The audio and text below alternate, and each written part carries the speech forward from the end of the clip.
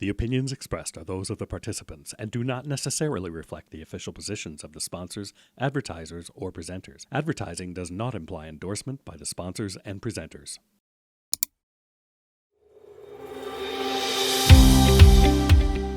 Hey guys, and welcome back to the Lighting Controls Podcast. We have another fantastic conversation for you today, but before we dive into everything, let me take a minute to remind everyone that today's episode is presented by the LCA, the Lighting Controls Association.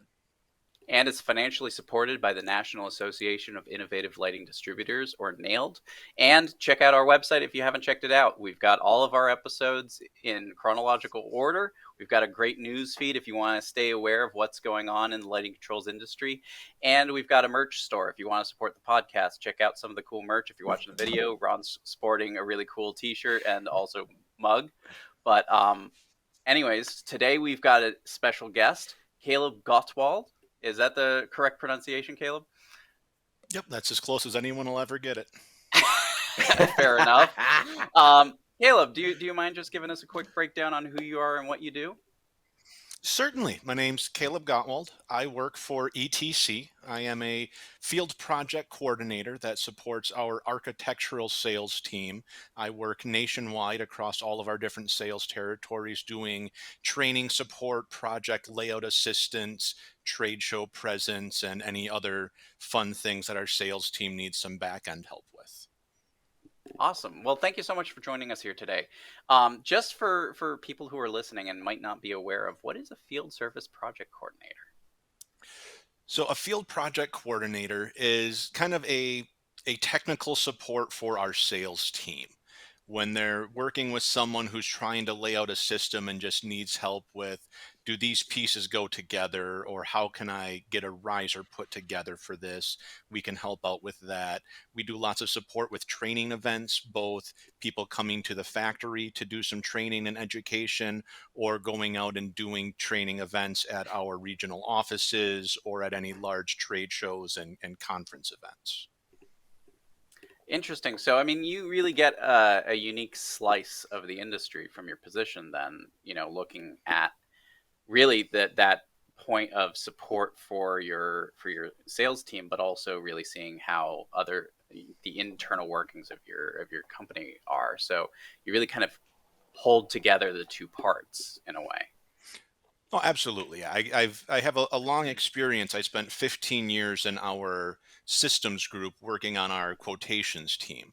So I got a lot of experience there connecting with our dealers and reps and consultants and specifiers across the country, helping them put together their projects. And now I kind of get to continue those same relationships, just moving it usually a little bit earlier in the process, helping them with some of their design and layout questions. Mm-hmm. And so, from your unique perspective, how do you see the industry as it is, and what do you see are some of the biggest stumbling blocks right now for us as an industry? I think one of the big things that the industry in general is going to be struggling with right now is keeping up with all of the different electrical codes and all of the changes and all of the local unique parts of that, where if you're doing something in California, it's going to be very different than something you might do in Texas or Florida. If you're working in Seattle, you're working in Chicago, they have some very unique aspects to their electrical codes that you might not find in Pennsylvania or Utah. And I think it's a lot of people seeing who can set the standard and does that work for them? And then what can other places do to catch up to that, to show that, it reduces our grid load. It makes buildings more efficient. They're more economical to operate. They've shown us how to do this. Let's see if we can catch up with them now and pick up where to go from there.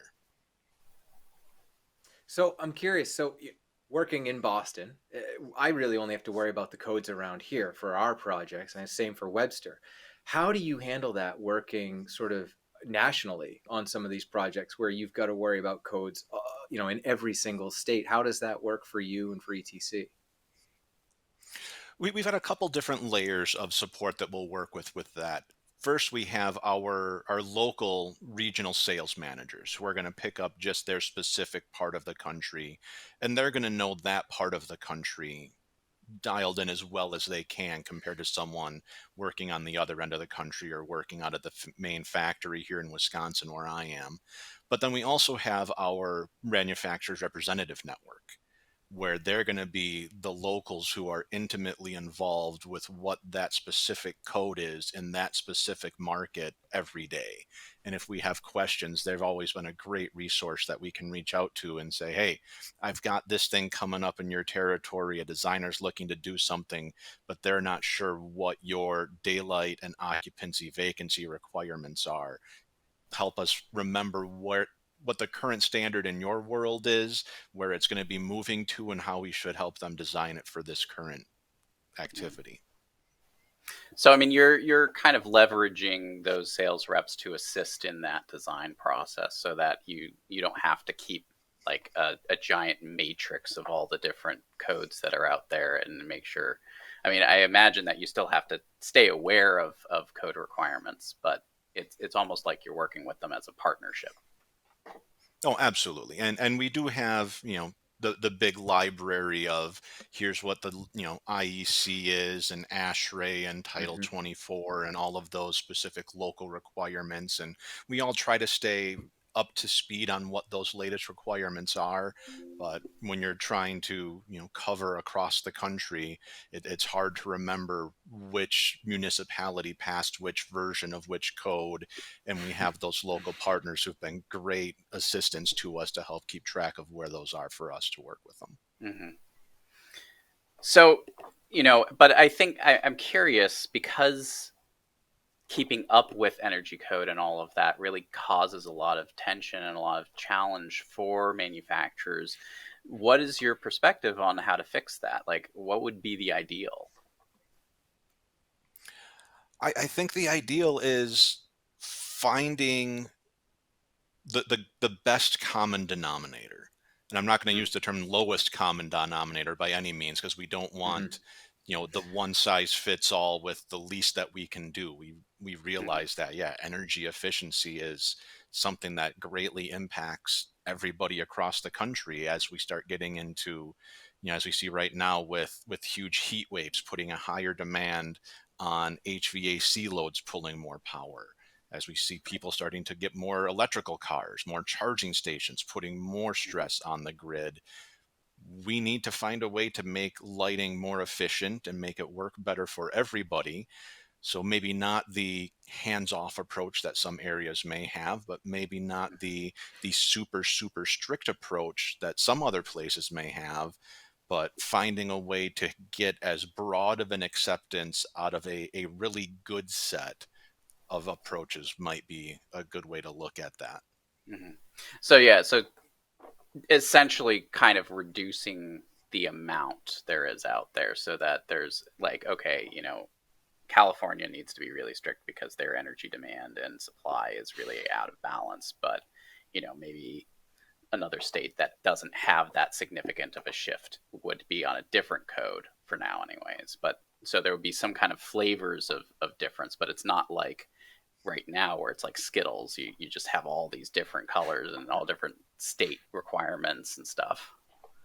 Yeah, maybe have a set of national standards where you could be a level 1, a level 2, or a level 3.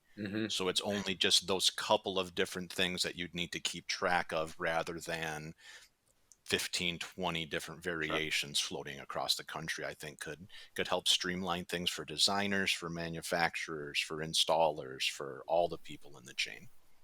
Yeah, no, I see where you're coming from with that, and I think there are definitely a number of people out there that would be agreeing with you on that.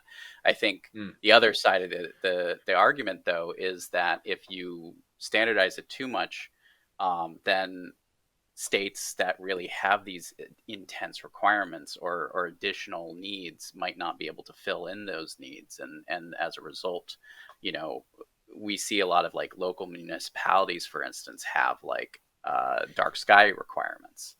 So, and dark sky is not a widely adopted requirement right now. So I guess, Go ahead. That's just the kind of the nature of the beast, with everyone wanting what they think is best for them in Mhm. their specific situation locally versus what is a broader standard that we could get mass buy-in for.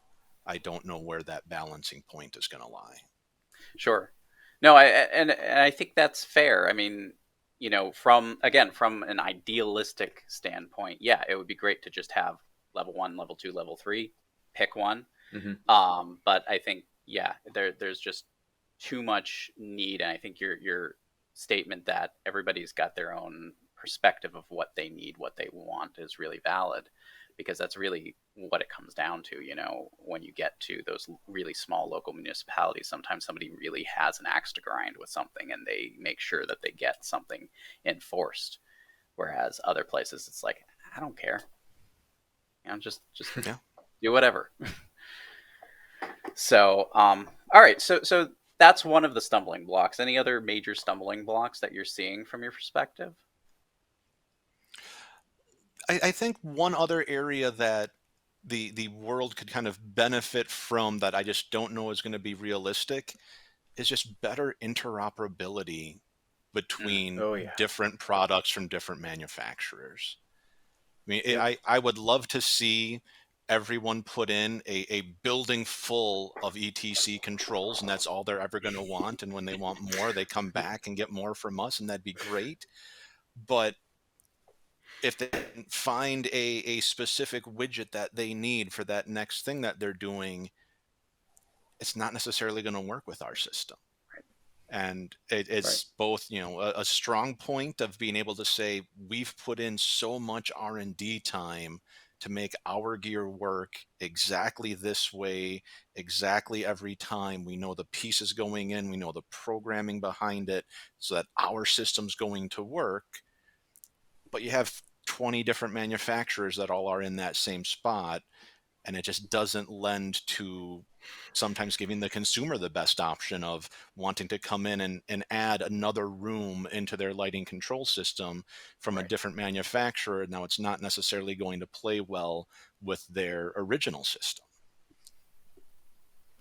No, and I think, that's a lot. We've been hearing that a lot from a lot of different Yeah. people, is that, interoperability and integration are really becoming a friction point for lighting controls implementation, because like you said, it's, once you buy the system, you're locked into the ecosystem of that manufacturer, and you can't like add in one extra widget from somebody else's product line. You have to stay within that manufacturer's line. So it's really heartening to hear a manufacturer say that, because I feel like there is pushback when it comes to that. It's like, well, yeah, we would love to get interoperability, but it's a pipe dream, and we've already spent X amount of dollars on what we currently have. So it's nice to hear that that's growing into the manufacturers' minds as well. But I guess I'm not surprised, because I mean, ETC started its days in theater, and theatrical right now is pretty much agnostic when it comes to a protocol or a system. Yeah, And I mean, on the so, theatrical side, you have your control console that's going to have one or two different protocols that it can talk, and those are Hmm. universally accepted and ratified protocols, and you can get anyone's third-party pieces that can sit on that network and will behave as expected. mhm, And in the Hmm. commercial and industrial architectural worlds, there's just not those universal standards. And it would be a big ask to go to a manufacturer and say, take what you have and share it with the rest of the world, and let them take what you've worked on and build their systems off of it now.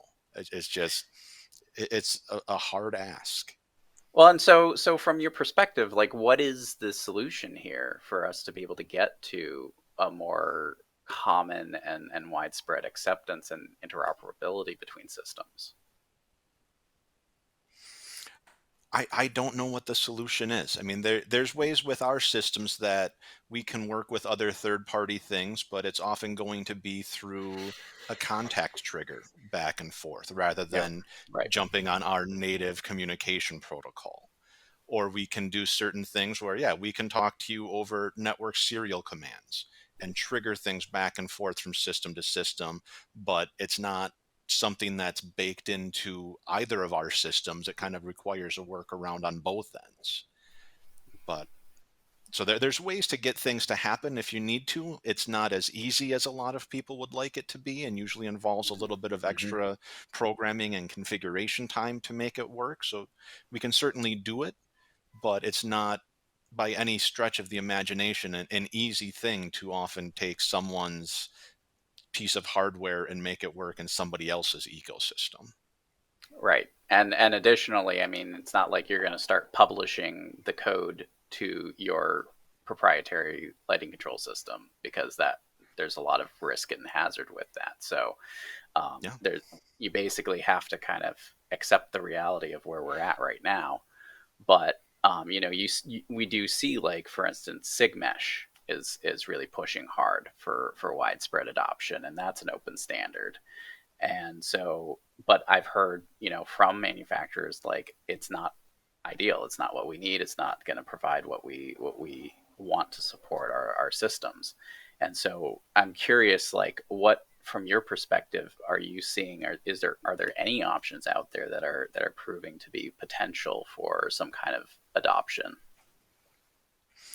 There's nothing that has been brought up at a scale of anything that I'm aware of that would work in that situation yet. I haven't seen or heard of anything in my world.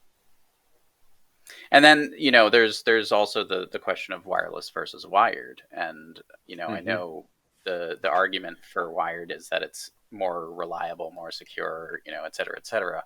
And then wireless seems to be gaining a lot of traction in the world. But, from a manufacturer standpoint, what is your perspective on wired versus wireless?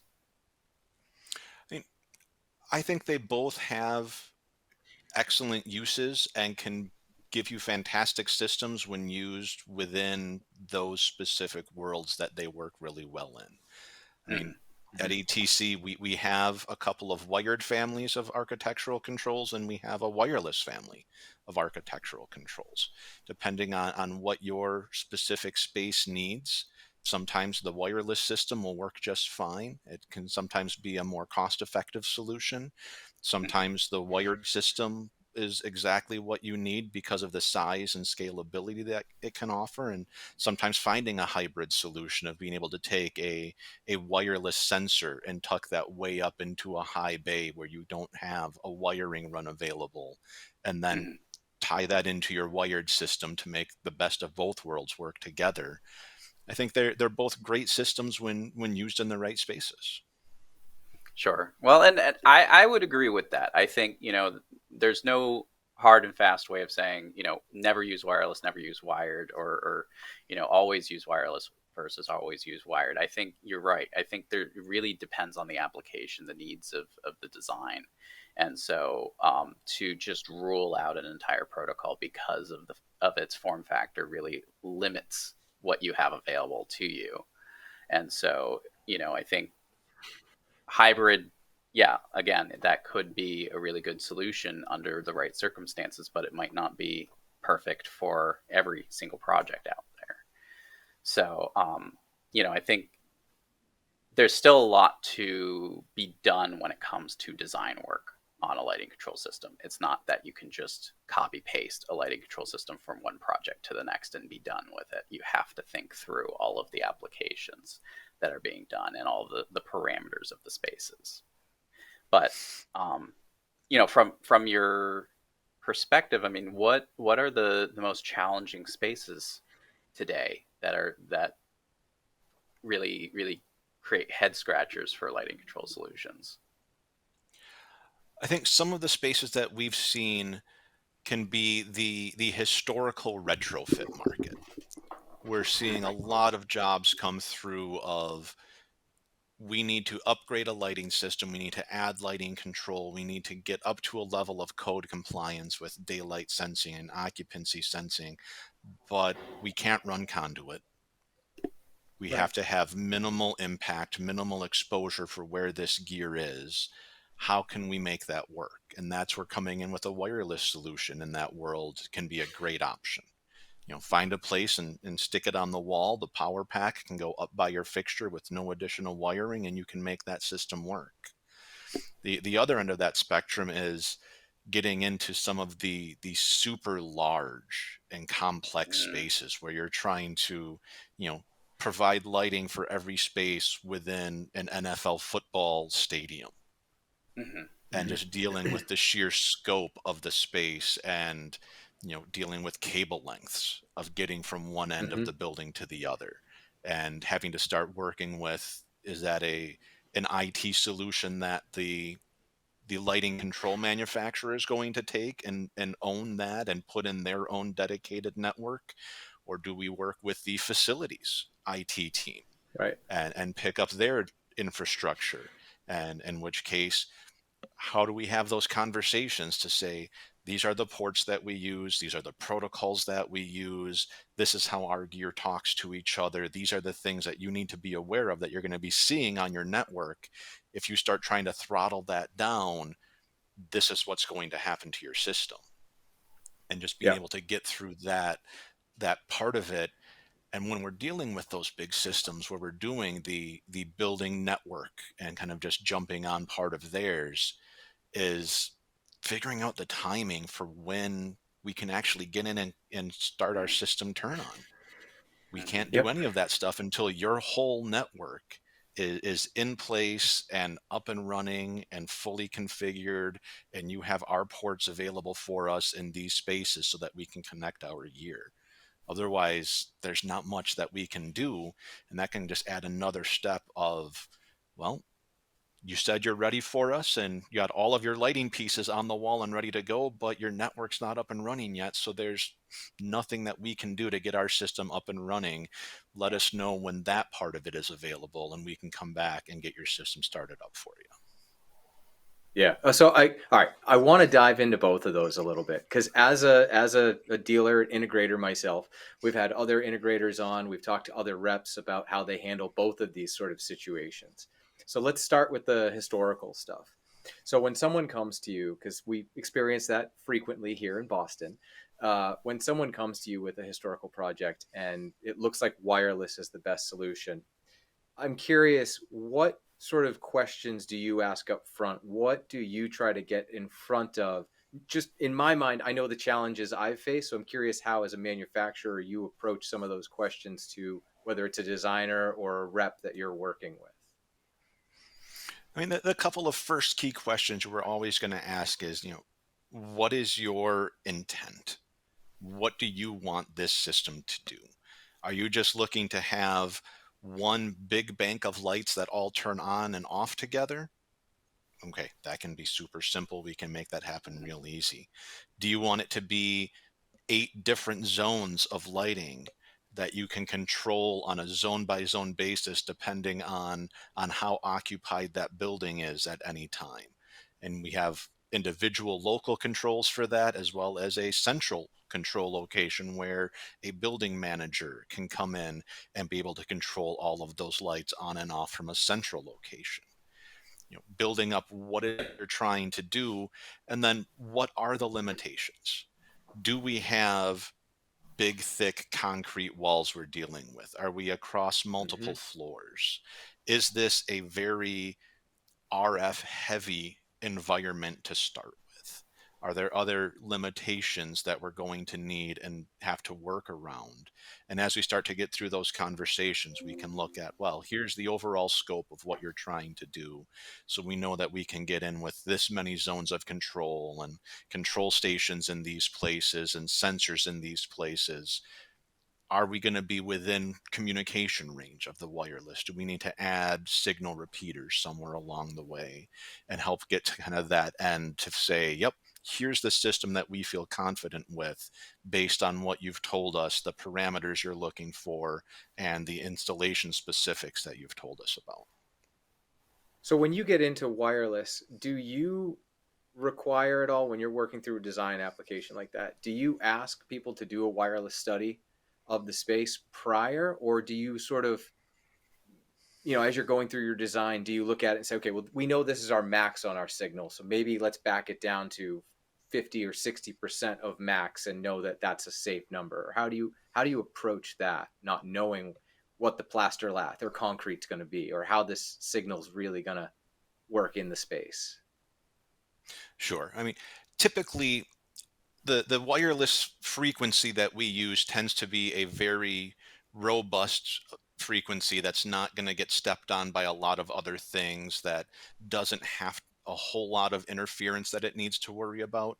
But for those customers that are extra angsty about trying to put in a wireless thing, we can certainly help walk them through how to do a site survey, see what frequencies are being used, show where our gear would fit into that, and say, yeah, we're going to sit right in this big open spot between all of that other busy stuff, all of your cellular traffic, all of your Wi-Fi. We're going to be in this other range, so all of that stuff's not going to interfere with us. And we can help figure out that, yeah, that's the right spot to be.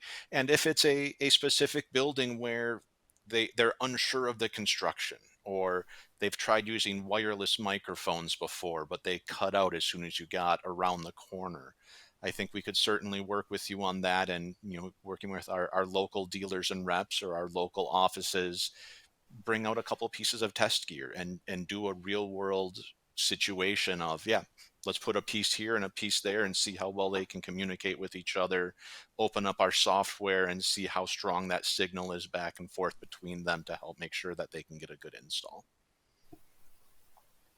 Yeah, and I think, a lot of designers right now are listening to this probably and going, that's a lot of work. I'm not doing that. And so yeah, well, but I think that this is really important to hear. And granted, from what you're saying, it's not on the designers to do. It's on the sales reps and the manufacturers to support the designers in doing it and identifying, okay, this is the capabilities of our stuff in this space. And so it's a team effort. It's not just the designer has to go out there with their, radio monitoring device. It's that you're all working towards the same end. And so if you can just work collaboratively to get there, that's the ideal. So, as far as leveraging sales reps, again, this is really the opportunity for them to sing.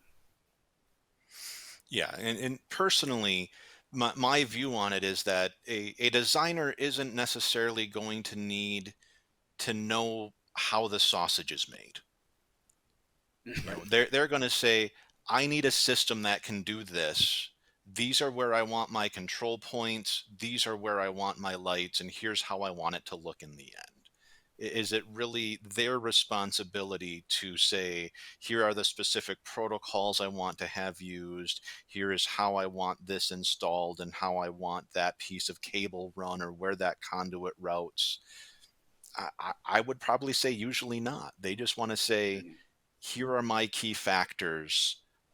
I need that to then go to a dealer, a rep, a distributor, an integrator through whatever channel is necessary to say, take the gear and make this thing happen for me.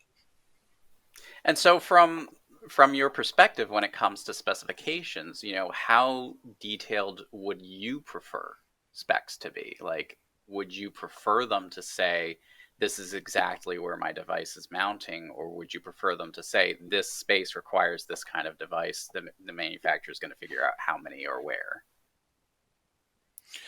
I think it can go either way. When you're looking at, like a small system like a church, and they're going to say, we need one control station at an entrance, one control station up at the altar for them to control the lights, and then 2 stations off in the wings. Okay, that's pretty straightforward. We can make that work. But then when you get into a warehouse situation and they say, we need occupancy sensors in a quantity enough to cover the full area of all of our facility. Well, there's a lot of factors that can go into that, depending on which sensor you use and which optics are in there and how your aisles are laid out, that designer might not know at the time they're putting that together. And that's where from the manufacturer side, we can look at those CAD drawings and see what a ceiling height is and map out sensor layouts to make sure that we have appropriate coverage. We'll see a lot of engineers and designers put in what they think is a best guess. Say, yeah, on this hallway, we're going to go every 20 feet. We're going to put a sensor in. Okay, that very well could work, and we could put in a system on that spacing, and it'll probably work just fine.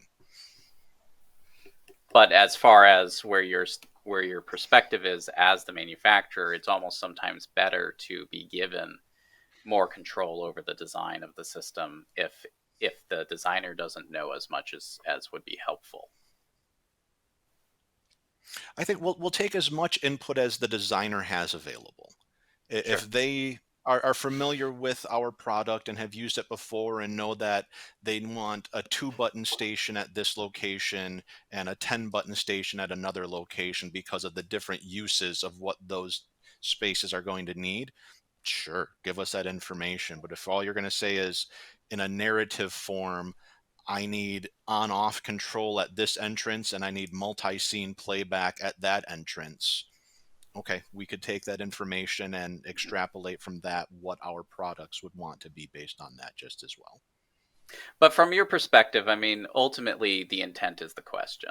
It's not necessarily like you just said. So long as it's clearly outlined what the intent of the space is, you can take that information and run with it and meet the needs of the project. But if you don't have that information and it's just devices scattered on the layout, that might actually be more confusing than if they had just left it saying, I need occupancy sensors in here. Oh, certainly. And one thing that we've been seeing historically over the last 5 years even is a rush for projects to bid earlier and earlier in the design process. Mm-hmm. Yep. Whereas if we're bidding a project off of a 100 CD set, there's going to be a lot of really good information in that. We might have control schedules and zone schedules and device layouts and all the information that we can use to come up with a really high degree reliability of here's your power control, here's your control devices, here's how it's all going to connect. But once you start getting things from a 25 CD or a 100 SD set from schematic design, sometimes we'll even get things at a design development drawing set where it's basically, here's the rough outline of where the rooms are going to be. Can you give us a lighting system for it? Right. Well, we can take our best guess based on what those room types are and what we know of local code and what we know of previous work of similar scope and size and give you an estimate of it might need this, but until your engineer comes through and does their work and until your design team completes all of their work, it's really just a best guess. Yeah. So I'm curious if you have any insight into why it is that a lot of projects are pushing earlier and earlier to get pricing on it. Yeah. I think it comes from people worried about sometimes the scarcity of construction projects. And when we saw some construction projects really start to disappear when we hit the pandemic and when we hit an economic downturn before that, and all those construction projects that they thought were going to be coming got pushed out, got delayed, got canceled. So they want to be able to get on contract as early as they can, even if it's at a super low margin or no margin to start with, and then come back through the change order process as the project continues to design, as more information comes up. Then they just go through that process of, oh, well, we need to add lighting to all these rooms. That's going to be an extra XYZ dollars. And kind of just build the system out as they go. But I think people are just anxious to get something on the books so that they can show the work that they're doing and have work lined up for their company in the future. But don't you feel like providing pricing early sometimes is a bit of a double-edged sword? Because you take the one opportunity, which is you get something in DD and you make assumptions and you give them budget pricing. And then all of a sudden they change it and flip it around in CD and now either your pricing is completely out of whack or it's a different system, and now it's right. So it can go both ways, where if you budget it right and the actual pricing comes in lower, everyone's happy. But if they flip it around on you and that the pricing doesn't work out, I'm sure that doesn't always go over so well with people. Oh, and that's absolutely the issue that we look at every time one of those comes in. And it comes down to, do we want to be responsive to our customers that are coming in and saying, hey, we've done 15 projects with you in the last 2 years. Here's the next one. We know it's super early. Help us out. Let's just make sure we get this and we'll move forward and we'll make sure that we get to the right price eventually. Versus, is it just someone new coming in and saying, hey, I need to get my foot in this market. I need to get this job locked up. What do we do? I need the lowest price you can give me. Or sometimes they'll come in and say, hey, I need a GMP price. I need a will not exceed price off of 50% DD drawings. Good luck. And that's where we get into a lot of, advanced talks with our sales staff, our local reps, people that have worked on these jobs previously, our service team that has worked on these jobs previously, to kind of build out what does this look like the last couple times we've done something of this size and scope? What kind of control have they looked for? How easy or difficult has it been to turn the system on?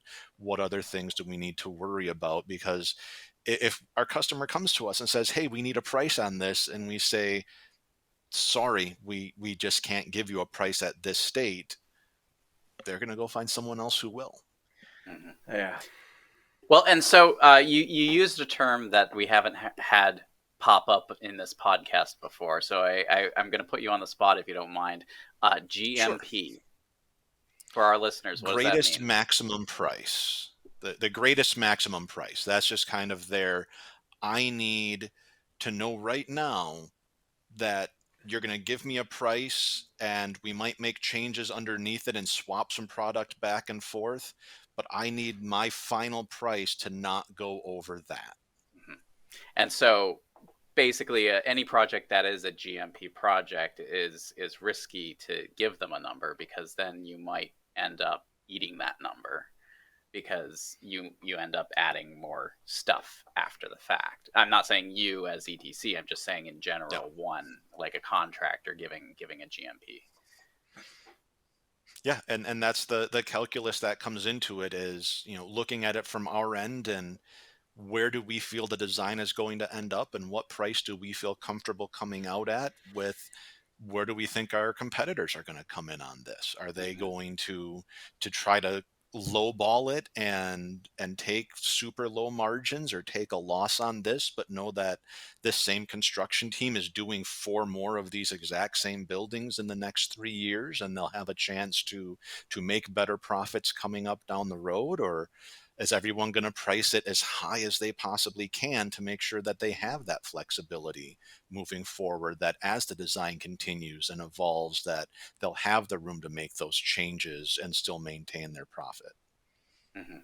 Yeah, and so again, thinking back on control intent narrative, for instance, and this kind of flies in the face of some of the things that Ron and I have discussed with designers, is that if all you have is a control intent narrative, sometimes that gives you as the manufacturer better ammunition than if they have device layouts, and those device layouts are not indicative of a complete system. Sure. Yeah. If they're able to go through and say, for individual occupancy offices, we need daylight control where they're on the outside, we need 2 scenes plus dimming, and we need vacancy control.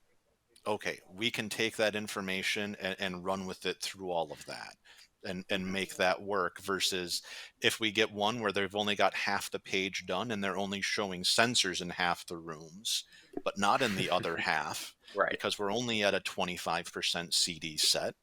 Well, which piece of information do you give more credence to at that point? Do you work off of the half complete drawings, knowing it's going to change in the future, but your directive from the construction chain is, we need a price for what is on this drawing set.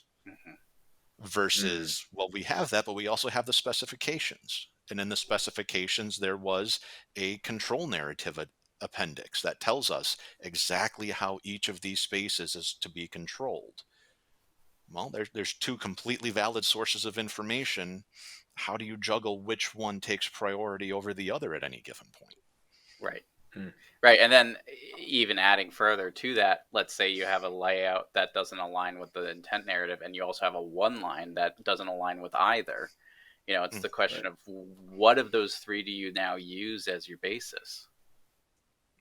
Yeah. And you can get into all the craziness of, I have electrical sheets that show power for a space that are indicating controlled receptacles. I have electrical lighting sheets that are showing me a certain layout. I have lighting designer sheets that are showing me a different layout. I have the electrical spec asking for one thing, and I have the lighting control spec asking for a different thing. And you try to just go through and figure out which of all of those pieces gives you the most reasonable system that everyone should be happy with. Interesting. Yeah, I mean, it is challenging sometimes, and also to stand up for the designers for a second. I mean, probably in those instances they didn't have an opportunity to collaborate or coordinate any of their documentation, so it was just sort of like somebody was like, I need you to do this, I need you to do that. Okay, great, we've got everything, we're assembling it, it's going out the door. And at that point, the lighting designer and the engineer are going, well, wait, that's out the door? Like, we didn't have a meeting. So, I mean, there's just so many. Go ahead. There are certain designers and engineers that we've developed very good relationships with over the years, that we work on lots of projects with them, and they specify our product when it's appropriate, and we can get something and look at it and go, gosh, this isn't complete, it's not ready to go out yet, and we can call them and say, hey, just so you know that this thing hit our desk. And like, wait, what hit your desk? Right. Yeah, I've got this set, and they're like, wait, what's the date on that set? Oh, well, it's dated this. Oh, that was just supposed to be like an internal progress set. That wasn't supposed to go out anywhere. That just went off to the architect so that they could fill in their set with placeholders. That was never meant to get out to bid.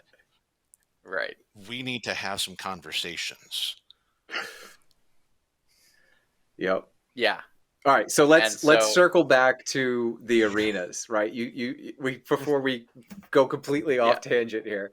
So, all right, when you're looking at like an arena, stadium, or even an amusement park, again, as an integrator, it's very easy for me to have those conversations at the table with how we want to handle the networking. And I know my personal preference, but I'm curious, how do you as a manufacturer jump into those conversations about the network and how you're going to handle a large space like that? And then what is your preference as far as who provides the network? I think a lot of that depends on the scale of the system. When we're looking at doing kind of our bread and butter systems, which are, a lot of those theatrical installations or some of the smaller hospitality type things, we can come in and put in a standalone network that's just going to connect those couple of pieces, and it's going to work great. It's going to run forever, and no one's going to really notice it's there. As you start getting into bigger and bigger spaces that need more gear, that need to cover a bigger square footage, that need more ports, you start to get into the conversations of, well, the building IT isn't going to allow anybody else's gear on site. You can't put in your own switch. You can't put in your own wireless access point. You put in a plug-in station that wires back to their switch, but a lot of times they're going to want to come and take a look at it just to make sure they know exactly what it is and where it is and what port it's going to. Because at the end of the day, they're the ones responsible for that building's infrastructure security. They're the ones managing the firewalls, managing the VPN access in and out, building the VLANs, those virtual networks to segregate traffic from one system to another. They're doing the firmware updates. They're doing the maintenance. They're owning all of that, which in the cases where they have on-site professionals, we are more than willing and eager to say, yes, we'll put our gear on your network. Here's some white papers that we've written that are going to tell you exactly how our gear works. If you want to call us up and you can sit down on a conversation with some of our networking people and talk through your concerns, and we'll go through the list of gear and tell you what protocols, what ports they need to talk on, where the gear is going to be located. We'll give you as much of that information as you want to feel comfortable with it, but we're just going to be traffic on your network. And on some of those bigger systems, that's the easiest way to go, because in a competitive marketplace, if you need to come in carrying $100,000 of extra network gear that other manufacturers aren't going to carry, they're just going to say, oh, it goes on the building network. We're not going to worry about it. That we'll coordinate with them and it'll be networked by others. Okay. Yep. I mean, there's certain people here that say we'd like to own all of the networks, so that when an end user calls us and says, my ETC isn't working, I love that call. we can go into the system and know exactly how everything's laid out. We know specifically which switch it is. We know how to configure it. We know how to troubleshoot it. Whereas to support a system where it is a network by others like that, they're going to call and say, I can't get this to work. And we can do a certain level of troubleshooting to figure out, is this device talking to a network? Is the device on the other end talking to the network? Okay, both of those pieces are connecting to that network properly. We know absolutely nothing about that network in the middle. You need to go talk to your facility IT people and have them help troubleshoot this further. And in a case where you're looking at a show critical things need to happen right now situation, that puts us in a tough spot. We like to be the company that can say, we are going to find a solution for you right now and get you back up and running. And to take part of that out of our control, out of our capabilities, is a tough thing to swallow for some of the people in our building that say, we want to own everything so that we can support everything, versus the other people who can say, we're going to own the ETC part of it, and we're going to trust the industry professionals to handle their part of it.